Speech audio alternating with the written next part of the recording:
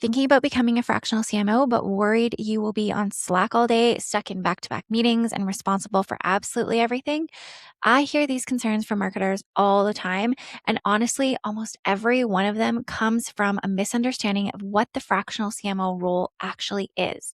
So, in today's video, I'm going to break down the 5 biggest myths that stop great marketers from stepping into the CMO role and how you can build a fractional CMO business that's sustainable, profitable, and actually gives you the freedom you were looking for in the first place. So, if you've ever thought, I would love to become a fractional CMO, but I don't want to be responsible for everything, this video is for you. Okay, myth number 1, you spend all day in Slack. So, the reality here is your value as a fractional CMO is not measured by how quick you respond.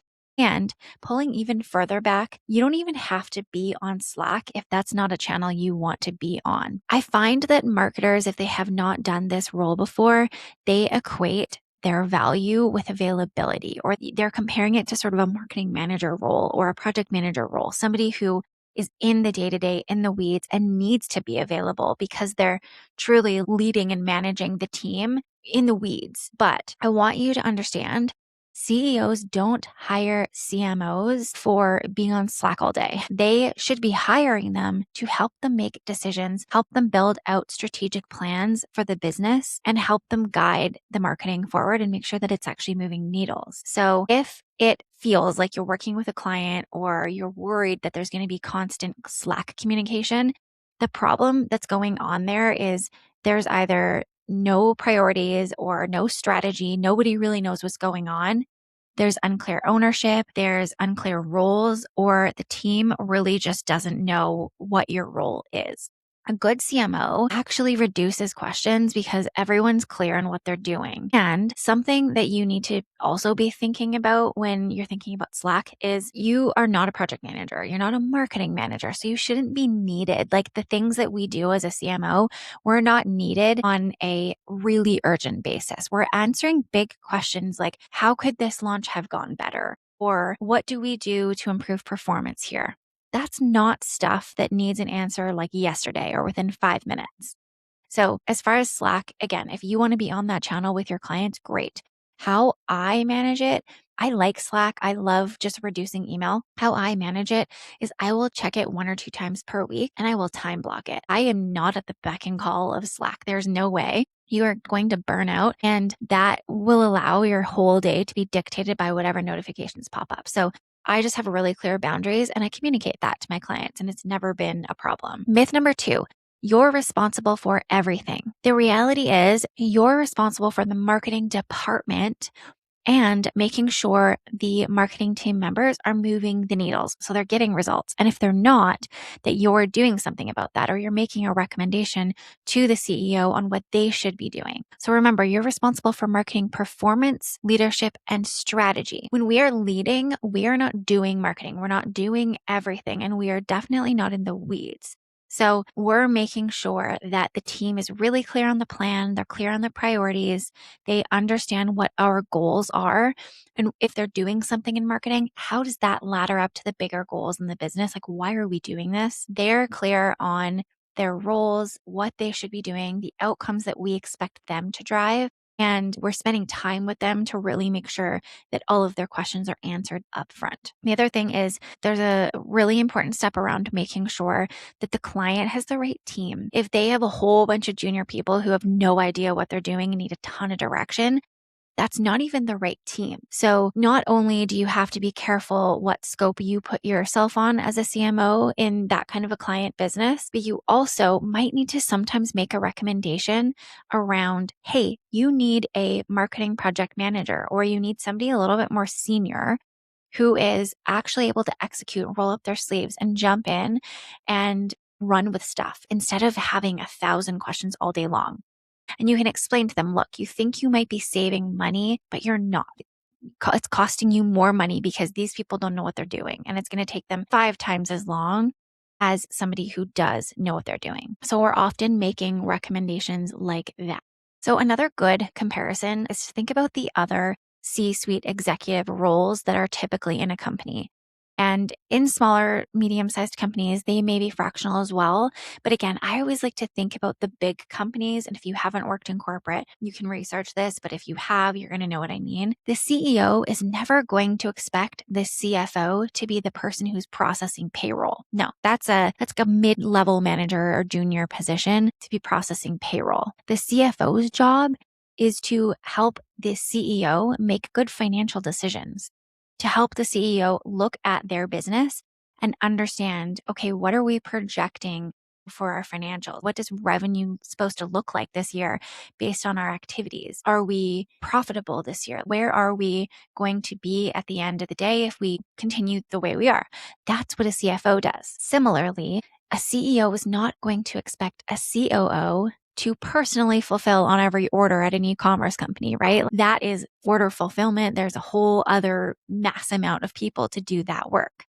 The COO is really looking at operations and a whole bunch of other pieces. I don't even know that role deeply because I've never done it. But the point being that at the C-suite level, we are sitting way up here and doing strategy, leading teams. So while we are responsible for the marketing department, the marketing team, the performance of marketing, it doesn't mean we're responsible for everything. We need to make sure the team in place is the right team so that they can run without us being in their face every 5 minutes of the day. Okay, myth number 3. If something's broken, if there's a fire, if something emergent happens, I have to get in there. I'm going to have to be at their beck and call. And this is so not true. This is something where boundaries really come into play. The thing that I always like to say to my students inside Fractional CMO School is that a client's emergency is not our emergency. So as the Fractional CMO, I like to be the voice of reason.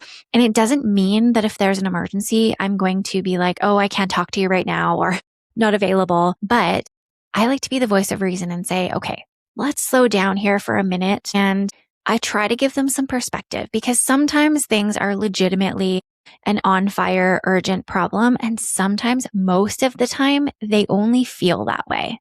So I like to ground the client and really be that calm voice because as the CEO, as the founder, there's so much emotional tie there. The business is them. They are the business. And if something goes wrong, there's often a lot of swirl, especially if someone hasn't done a lot of inner work to be solid in themselves. And so I look at when there's an emergency, when there's something that goes wrong, if I have the capacity, depending on the package that I'm on with the client, I will try to support them and point them in the right direction on what I think needs to be done to solve the problem. But what that doesn't mean that I'm going to be up until midnight trying to fix a cart issue if something's not working with ThriveCart, or that suddenly if their paid ads person quits 2 days before a launch, that I'm going to spend 12 hours a day trying to find somebody else. No. I think something that people forget sometimes when you're in this position, especially if you have a little bit of people-pleasing tendencies, which I totally have as well, or you're coming from corporate or you're coming from roles where you've just been this kind of person to roll up your sleeves and do everything. We forget sometimes that we don't have to do that. We can have boundaries and we can say no to things. Or we can set the pace. It might be something we want to support with, we can support with. But again, we set the pace. We can calm our clients down and say, look, this is solvable. And this is how we're going to approach it, or this is what I'm recommending. Bottom line, if something's broken, if there's a fire, if there's something that feels like an emergency, it is not your job as the CMO to jump in and fix it yourself. Myth number 4, fractional CMOs spend all day in meetings. My God, if that was the job, I can guarantee you I would not be doing this. That was one of the things I hated the most about working in corporate. I remember sitting in like 6-7 hours worth of meetings where it was just work after work after work being piled on and thinking, okay, but when do we do the work? When do we actually go do this? And I think when people don't really know what this role looks like, or if you're new to the fractional space, or even you're working with clients doing marketing, I find sometimes what a lot of people will do is they will just blanket price. They'll say like, oh, my retainer is 8K per month or 10K per month or 4K, whatever the price is, right? And there will be a loose scope, but they're not super defined or clear around what they do and don't do. And what does this look like? And how do we work together? And this is one of those things that I think is so important. If you're the kind of person who doesn't want to spend all of your time in meetings, which, sorry, who does? And actually, if you love meetings, I would say go into high ticket sales. That is one thing where if you have a booked out calendar, you can make bank. All right, back to this. If you don't want to be in a lot of meetings, then don't be in a lot of meetings. I always say to my students in Fractional CMO School, I don't like meetings for meeting's sake. And we decide what meetings we have and what makes sense. So inside my program, I do share my packages and exactly what meetings I have within each of those. So when am I meeting with the CEO? When am I meeting with the leadership team? When am I meeting with the marketing team, with the agencies? I'm not doing all of those things on all of the various levels of packages. What does that actually look like? And what price point does a client get more meeting time from me or not? And where do I draw those boundaries? Like all those things are really important to think about when you're doing this role, and you don't want to be in this place where there's ambiguity around that, or where you are not being clear and upfront about how you work and how you do meetings, because then what happens is suddenly you're like, yay, I have a client, I'm a fractional CMO. And they're like, awesome, Jess, we're going to add you to all the meetings. And suddenly you have 9 hours of meetings a week on your calendar that you never signed up for. And then that's a nightmare. Plus you have everything else on top of that. And if you want other clients, you're going to feel like you have multiple full-time jobs. And that is not what this role is. It's not sustainable. So again, having clear boundaries around how do you work? What meetings do you have? What's your process? That will really eliminate the random meetings or finding yourself in a situation where you are in meetings all day long, because no, that is not the role. Okay, last myth. Myth number 5. When you become a fractional CMO, it's so much pressure and clients expect you to do everything. Now, a properly designed fractional CMO business should actually give you way fewer clients. I'm talking 2 or 3 max, deeper work. So you're doing deeper strategy work, not necessarily more, definitely not more, way better pay, no execution, and a much calmer day and schedule. I have made multi-6 figures every single year, working about 25 hours a week for the past 5 years. And I have never once felt like, oh, I have multiple jobs or I'm losing my freedom. And at the beginning, I definitely had the feeling of my clients are wanting me to do everything. They're putting this on my plate and that on my plate. And what I want to share about that is, again, that is not the role. But the thing is, there's a lot of people calling themselves fractional CMOs that are actually doing more of a marketing manager role, or they're project managing, or they're actually even executing. They're coming in and they're doing social and email and ads and all these things. And there's nothing wrong with any of that. That work is all so important. But I think what happens is there's confusion around what is this role? And as a client, what do I expect? What can I expect when I hire this person? So if you're coming in and you're not clear about expectations, from the very first touch point, from your discovery call, through your sales call, through onboarding and all of these things, what happens is there's inevitably going to be misunderstandings, and the client is going to fill in the gaps that you have not already filled in yourself. So it is our job as CMOs to teach our clients, what does it look like to work with us? If you've been in marketing for any period of time, or you've worked in corporate, you can probably think of a time when you've worked with an agency, whether it's in marketing or not, or even a company, even something through your home, where they're so clear, they're so dialed, and you have such a clear understanding of how is this going to work and who do I talk to? So channel that when you think about your clients, because it's our job to teach them how communication works, where we communicate, when we communicate, meeting cadence, like what they can expect when we will meet, who we will meet with, what that will look like, how decision-making will work, like how are we going to work together? What does this actually look like? What is my role, your role, the team's role? What does it look like when I'm actually managing the team as a CMO? Does that mean I'm doing project management? No. Does that mean I'm available all day on Slack? No. Making sure everyone on the team including the CEO, is so clear when to pull you in, when not to, and really truly what your role is as the CMO. All right, that is the 5 myths. If there is one thing I hope you take away from today's episode, it is this.